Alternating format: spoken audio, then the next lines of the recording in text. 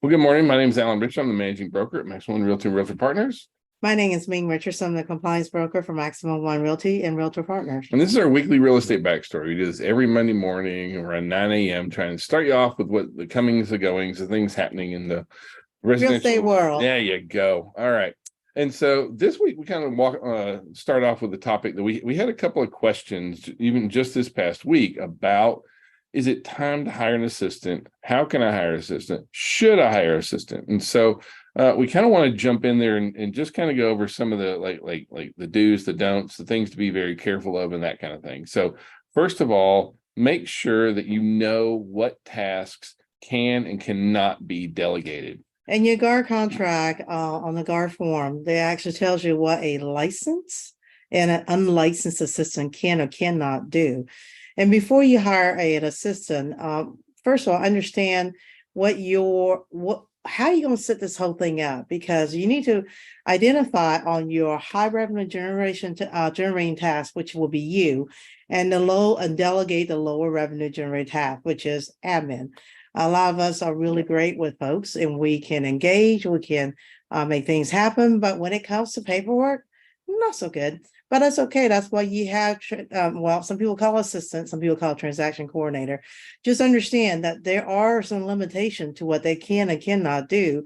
And before you hire a TC, your broker needs to see and have that form signed off, because if a TC worked for multiple brokerages, the broker's got to vet the TC. Let's not go into. I don't want to talk about TCs right now, and we assistant. really are, but we're talking about assistants, and so there's a lot of transaction coordinating companies out there. Those aren't necessarily assistants. However, a lot of assistants do transaction coordinator activity. So there is a correlate or a relationship there. But by and large, the biggest question comes down to, should I hire an assistant and what can they do? And so the biggest thing is that a lot of folks want to hire an assistant and think, hey, you're just going to call out for me.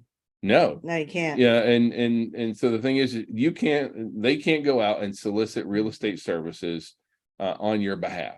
Now they can answer the phone, and if someone calls them, they can direct them to you. They can't answer any questions about real estate. No real estate, hey, how much is this home's worth? That kind of stuff. They can't answer anything. All they can do is direct that to you. And so their lead generating activities is going to be dealing largely with, posting into your social media, sending emails out, working inside your databases, inside your CRM. Appointments for you. They can definitely set appointments up. Those kind of things. But as far as hey, I want you to go call all these renters and see if they're interested in becoming buyers, that they can't do because they're offering real estate services and they're not a licensed professional. So that's correct. Ming also brought up that your broker has to sign off on if you're going to hire an assistant. And so that because just like the activities that you do, those same activities as assistant are going to fall under the purview of your broker. So please make sure that gets signed off on. One thing you want to do is look at what is my high revenue generating activities, like lead gen, those kind of things. Those are the things that you want to focus on. What are those low revenue generating activities, like Ming said? Calling the attorney, set up inspections, follow up on earnest money, stuff like that. You can do definitely. Yeah. So it's one of those things where we find that when somebody brings in an assistant, that's normally that's kind of like a game changer for a lot of people's business. So it was for us as well, and back in the day.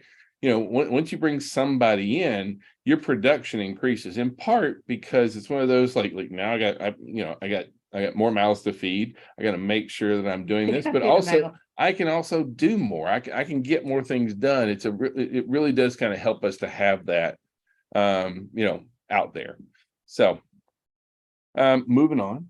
I want to talk really quick about Atlanta. And so one thing that we have right now so you hit the right screen. Is that here in the Atlanta area, the urban Atlanta counties have recovered population this past year, and so overall in Georgia, understand that population growth in Georgia is actually we have a positive net inflow, meaning more people come into Georgia than leave Georgia. And so that being said, like when the pandemic hit, we saw that our urban counties really took it right on the chin. Right. And so the population in those counties really took a little bit of a punch. But now, post COVID, those counties are actually growing and growing. So especially like Fulton and DeKalb, both those counties really continue to really jump up.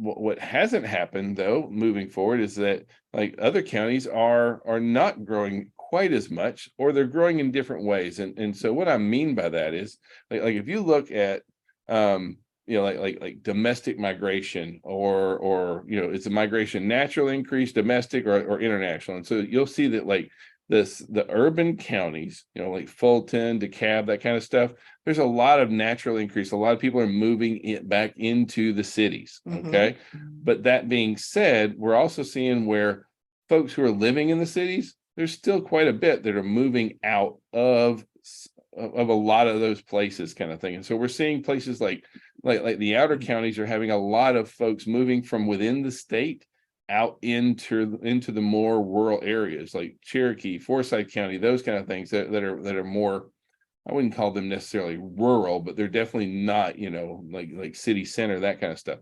So it's one of those where overall Georgia's doing really good on population growth. The folks, the outer counties are getting a lot of their folks from inside cities, and the cities are still doing good because most of their growth is coming in from outside of the state and that kind of stuff, or just kind of growing. Yeah, There's a lot of international migration if you look at it. yeah, it really is, and Georgia's a hot spot for it.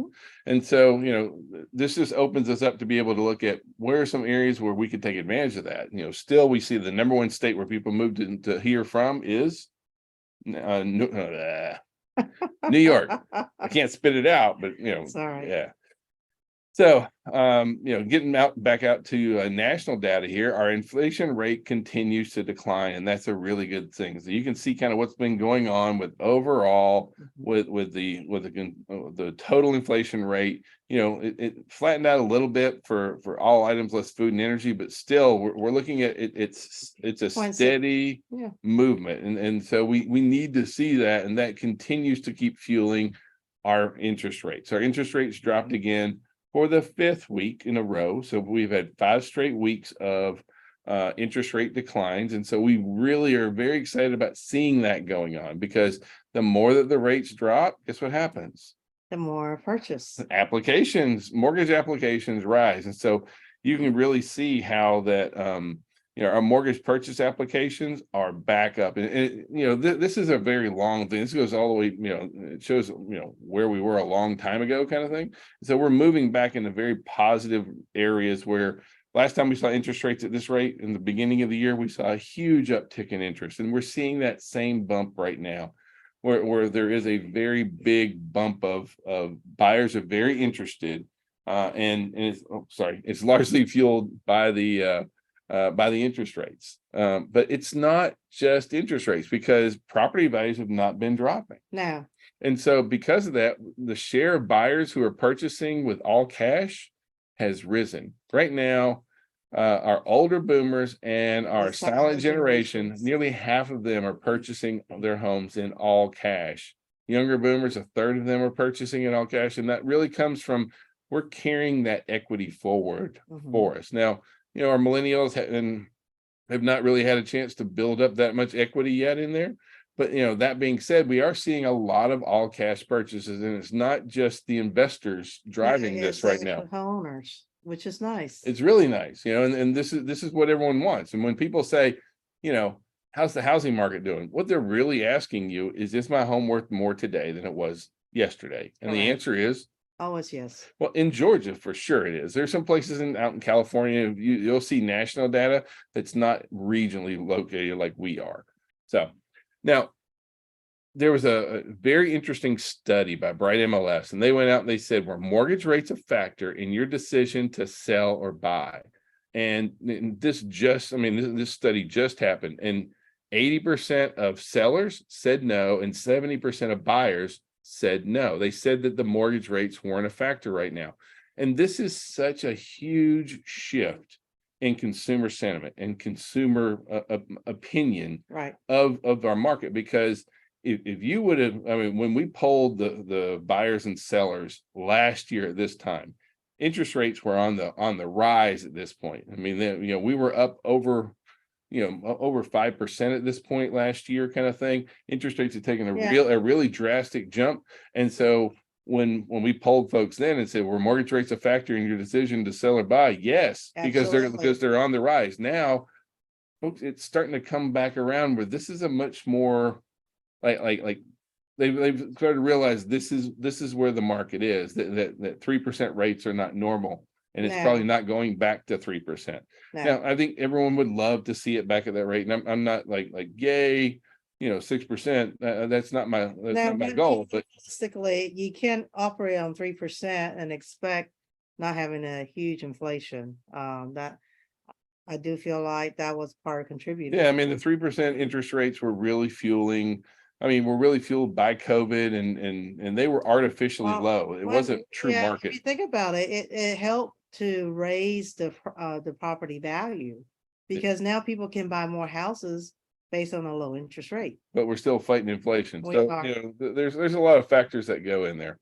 So, that being said, the other shift that we've seen really happen here lately is, oops, what are our sellers' main reason for selling? And so, still the biggest reasons why our sellers are interested in selling, number one is family reasons, Mhm. marriage, divorce, that kind of stuff. Nearly 16% are selling a rental or an investment property. And so there's so many But people that had folks that second actually home bought it sales. during Yeah. the pandemic are now like, okay, now I can cash out, basically. Well, that and the second home market, a lot of those folks that bought second homes during, during COVID, that kind of thing, they're selling those off now. Mhm. About 13% want a bigger home. So, that kind of shows that our younger millennials are moving into the marketplace even more so, because that's the biggest group that moves up out there. As far as owners passed away, estate sales, those are still pretty steady, but and they're probably going to stay steady because this is our older boomers and our Correct. silent generation that's really going to be that, as well as downsizing. And then we'll always have career change, retirements, that kind of stuff is always going to be a big impact. But still, remember, family reasons. So, the reason that we point this out is because that's when you want to key in on these kind of life events, or when people say, okay, I need to sell, and Correct. now's the right time. But our buyers can't buy if our sellers won't sell. And so right now, new listings of homes are down 25%. So we just don't, I mean, like the hard reality is we don't have enough inventory. We don't have enough homes to sell. And so new listings overall are down 25%. And even our total inventory. So yeah, active listings for homes are 10% higher than last year. But we're under 2020, we're under 2021, we're under where we And the were reason to why it's 19, higher is 17, because, 16. Yeah. well, the reason it's higher because some sellers still think their property is way above value than what they are. And that's why some of the inventory are sitting still. Well, but if you look at the trend on what's happening with standing inventory, yeah, new inventory is down 25%. Look what's happening with active listings of homes. Like in past years, this is the time when it starts trending up. We're not trending up. Our total listings are going down, largely because we're in the spring buys market. And so, like it's turning into much more of a seller's market, but it's that way this time of year every single year anyway. Right now, nearly 2 in 3 sellers are receiving multiple offers. That doesn't mean that they're receiving 17 and 27 offers like we were back in the summer of 2021.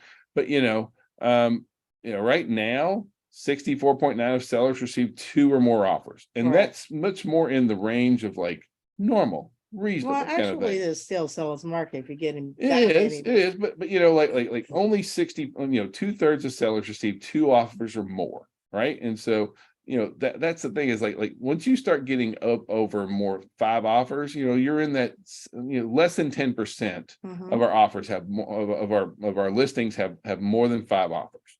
So it's not like it was. Like we're moving into a more balanced market. It's still a seller's market for Right. sure, but that being said, it's not like it's not on fire and everyone's just kind of like, oh, it's totally normal kind of thing.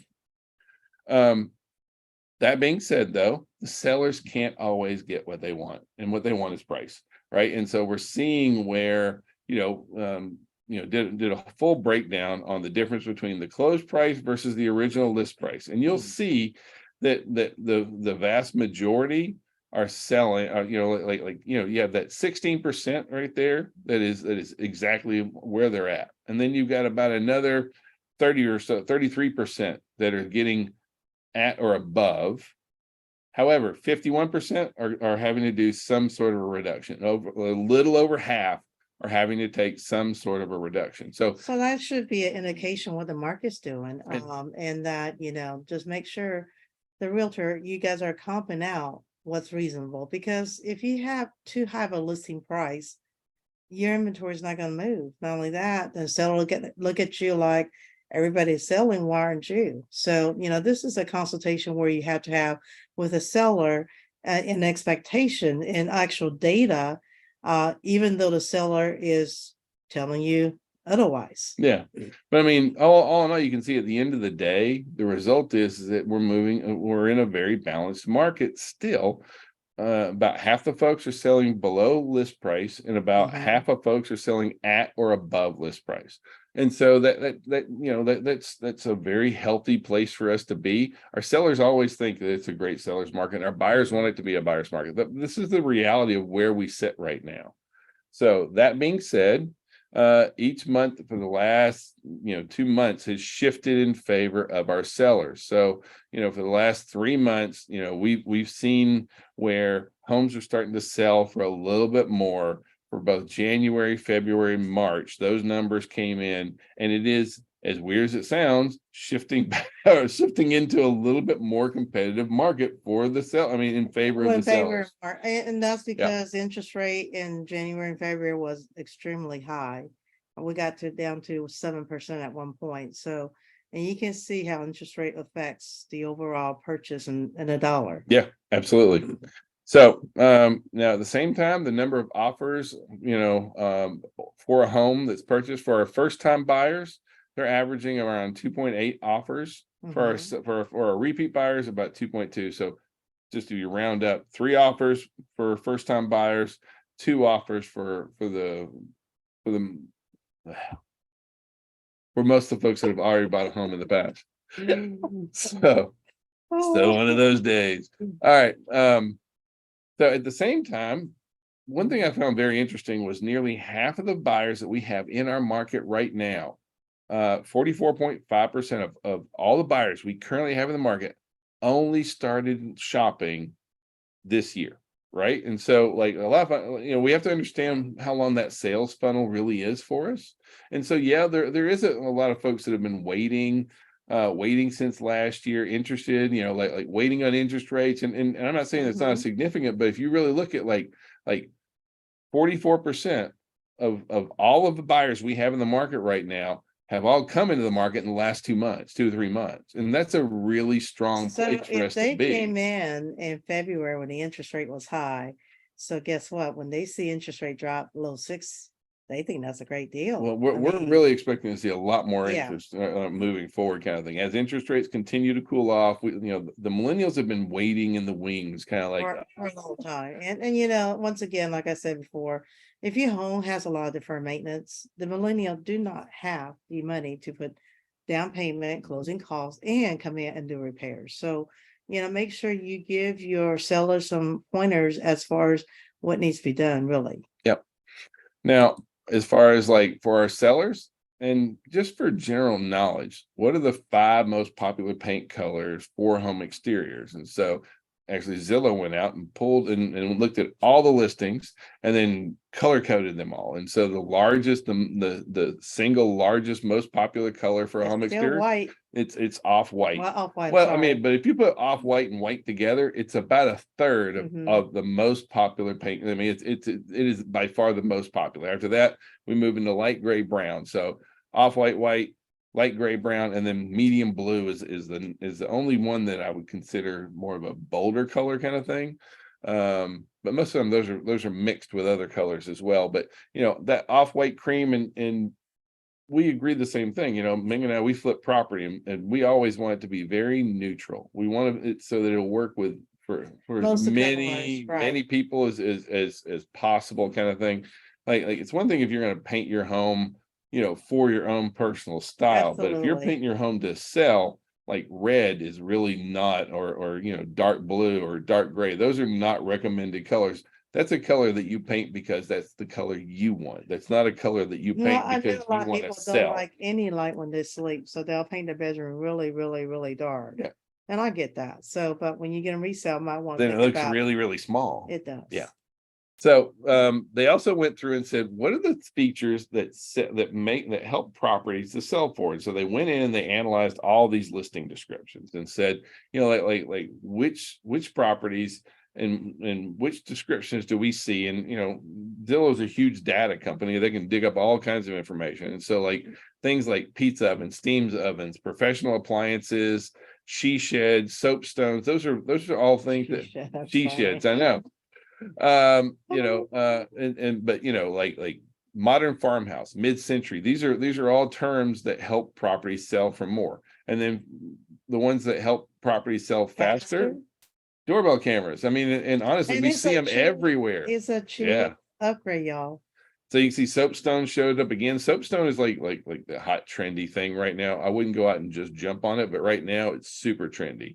But open shelving, heat pump, fence backyard. We're continuing to see where fence backyards are a really big deal. A lot of our folks have pets. And so hardwoods, walkability, shiplap, Chip and Joanna Gaines made that really, really popular. But now, what are the terms that slow you down? What are terms that hurt value? And we found this to be very interesting. Also, I mean, some were interesting. So, like tile Tile countertops, countertop. I mean, nothing dates it like tile Yeah, countertops, I know that. brass light And then, fixtures, yeah, that kind of stuff. you can get germ between the grout lines, so. Yeah. And also it's easily cracked if you were ever trying to pound something really hard Yeah. on the countertop. So you can speak to that first place. Yeah. But then laminate flooring, that's another one. Laminate countertop, like We're that not, bright brass fixtures will we're not completely talking date about, there. we're not talking about luxury vinyl, but that's a different Yeah. class, so we're But talking about laminate. yeah, and then one thing we found very interesting is that actually walk-in closets are hurting value, not in regular suburban settings, but N- because we have so Not many in a folks larger home, but when you have a first time home started home with a limited space, guess what? When you have that large walk-in closet, you're taking room Yeah. out of your living area for that closet. So Yeah. that actually hurts the So value. condos, townhomes, smaller starter homes that have a walk-in closet, that means that you're going to lose living space other places so that you can have a room that you walk in and just hang clothes in. The three terms, which we found very funny, It's that funny actually heard because that we use because it we all. use them, right? Like gorgeous, luxury, charming. I can't, like if you look at some of our listing descriptions, and now I'm Oh, like, we have oh, them. bad. They're in our lips. They've absolutely been in the terms that we've used in the past, kind of thing. And this is according to Zillow, correct? Yeah, this is Zillow, but Zillow's a huge company when it comes to data collection. And so, this is just So it data. just depends how you put a sentence together, I guess, Yeah. because we use it and it seems to fit sometimes. Well, I haven't heard our values necessarily, but that maybe, I don't know. So Niche released the 2023 list of best counties to live in Georgia. And so this is just one of those, depending on where you trade, do your business at, that kind of stuff. Oconee County's number one. Forsyth County came in number two. Then Cobb was third. Fayette, Columbia, Gwinnett, Fulton, Houston, Clark, Cherokee, and Coweta rounds out our list here, kind of thing. And so those are just really nice marketing pieces to be able to talk about. Like if you're in Forsyth, if you're up and coming in Forsyth County, be like, hey, we're the second best county to live in the whole state, and things like that, or the fifth or the fourth or whatever kind of thing. Just gives you a good reason to be able to talk to people about things. So rents have posted their first annual decline since the beginning of the pandemic. And so you can kind of, we all saw that rents kind of followed property they were values crazy. largely. And honestly, rents really have been. But when the reason and we're not seeing where single family rental rents are dropping. What we're seeing are multifamily rental dropping. And so if you look at so this is what's happened with multifamily rent versus mortgage payments. So even though property values, mortgage payments have been trending up, of course, mortgage rates have been up. Now mortgage rates are starting to soften, but total monthly rent has actually been, multifamily rent has actually been going down. And that is largely fueled by oversupply. We are, for the past, ever since, COVID hit, everybody and their brother started building multifamily houses. There have been apartments and apartments and apartments and apartments, and it's kind of started to hit. You can see that we've been building more apartments here lately than gosh. Yeah. I mean, Multi-units. For almost 30 years. We built more apartments in the last couple of years than we built in 30, 40 years kind of thing.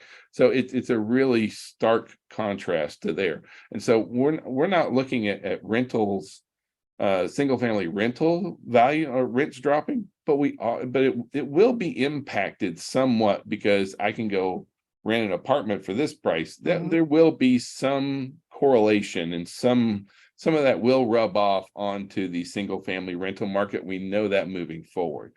But overall, we're actually really pleased by this, because one of the biggest challenges that our buyers have, and our buyers are renting because they have to.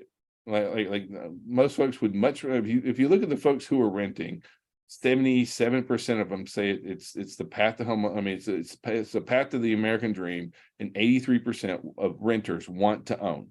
So that's not going to change. But now that if their rents go down, guess what they can start doing? Save more money. I mean, saving for that down payment is the number one thing. That's the number one source of down payment funds. So seeing that apartment rents dropping, I'm not upset to see that. Overall housing cost is going to come down, which is going to help inflation. So that's all in all, very good thing for us.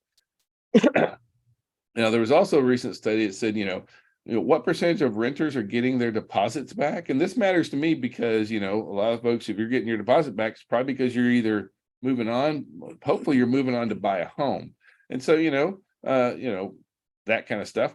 However, the renters who get their deposits back are renters that document their move in with either pictures or videos. So if you have clients that are going to do an apartment or are going to rent to begin with, document, take pictures, take video, walk through, that kind of stuff. Take pictures It's with so a easy. newspaper. Yeah, and just store in your file.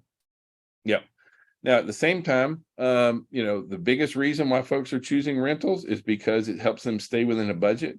However, lower mortgage rates is going to help more renters turn into buyers. We know that. That's what we just were really talking about. And so we're very excited to see that kind of happen. Now, for those folks here at Maximum One, so KV Core, our KV Core came out with brand new website templates. And so, they gave them weird names. Okay. Our Victor, Warrior, and Champion. Like left, right, green. I don't know. So we have 3 new templates. There's 15 new website widgets, and then there's also this visualizer which kind of helps you see how it's all going to look. And so just log into your regular KV Core site. You can scroll all the way down to website manager, website, and IDX, and that's where you can go in and change it, play with it, all those kind of things. Now, this as far as CE this week, so on Tuesday, GAR contract dissection. Martin. With the marvelous Martin is going to be doing that in Fayetteville. On Wednesday, we have the Art of the Home inspection. On Thursday, online productivity platforms, which is basically databases, CRMs, and Wordsworth is going to be rocking that thing out. And then on Thursday, I'll be up in the North Forsyth office. We're going to be doing making money with real estate investing. So if you're interested in investing, then jump in there with us. So I hope you guys have a great week. If we can be of any kind of service, please call, text, folks. Thank you. Have a great Monday. Bye-bye.